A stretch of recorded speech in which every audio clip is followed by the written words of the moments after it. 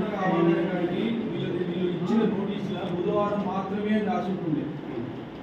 చెప్పినా కానీ వీళ్ళు టెండర్ అక్కడే పిలిచేది అక్కడే ఇచ్చేది, కానీ వసూలు చేసే టైం 365 రోజులు వసూలు చేసి డైలీ.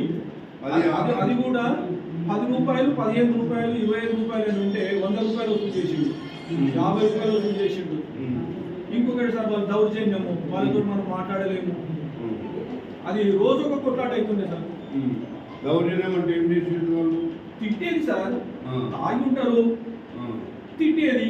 మన మాట పడతామా, 100 రూపాయలని ఇచ్చేస్తాం. మా దగ్గరికి వచ్చే వెహికల్ వాళ్ళకు ఇబ్బంది, మాకు కాదు. ఇప్పుడు వెహికల్ అయినా వస్తాడు, ఎక్కడి నుంచో హైదరాబాద్ నుంచి వస్తాడు, వాడిని దౌర్జన్యం చేసి ఏం చేస్తాడు, 100 రూపాయలు ఇచ్చేస్తాడు. వాడు నాకు ఇంకా బోని కూడా కాలేదురా, నేను ఒక్క బిల్ కూడా చేయలేదంటే కూడా విన్నాడు సార్. నేను ఇప్పుడే వచ్చినా అప్ప దగ్గర బిల్ చేస్తున్నా, ఇవి తీసుకున్నాక ఇస్తా అంటే కూడా అప్పుడు ఇచ్చేసేయాలి. సైకిల్ కూడా తీసుకుని వచ్చేస్తాను. 50 రూపాయలు, 100 రూపాయలు, 20 రూపాయలు. చిన్న బండి వస్తే 20, జర పెద్ద బండి వస్తే 100, ఇంకా జర పెద్ద బండి వస్తే 150. అంటే అంటే ఇష్టం వచ్చినట్టు అన్ని చూసి వాళ్ళ రాసినది మాత్రం 10 రూపాయలు, 15 రూపాయలే సార్. ఇంకోటి ఇంటి దానికి లేదు అని ఉన్నదంట, సిమెంట్ కానీ ఇటుక కానీ ఉసుక కానీ వస్తే దానికి లేదని కూడా రాసి ఉంది. వాళ్ళ దగ్గర కూడా దబాయించి తీసుకున్నారు, ఏం లేదు.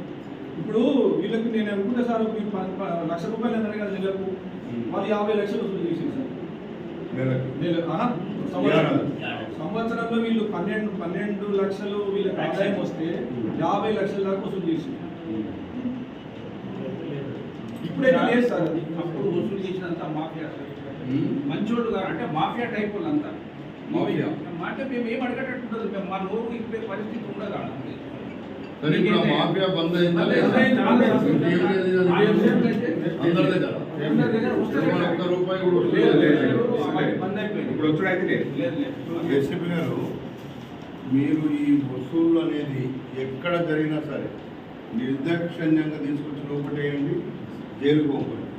ఎవడన్నా ఒక్క రూపాయి వసూలు చేసినా ఎక్కడన్నా, ఈవెన్ ఇల్లీగల్గా మున్సిపాలిటీ వాళ్ళు వసూలు చేయండి, ఈ వీళ్ళు దౌర్జన్యంగా వాళ్ళు వసూలు చేయండి, ఇమీడియట్గా మీరు యాక్షన్ తీసుకోండి, ఏం బాధలేదు.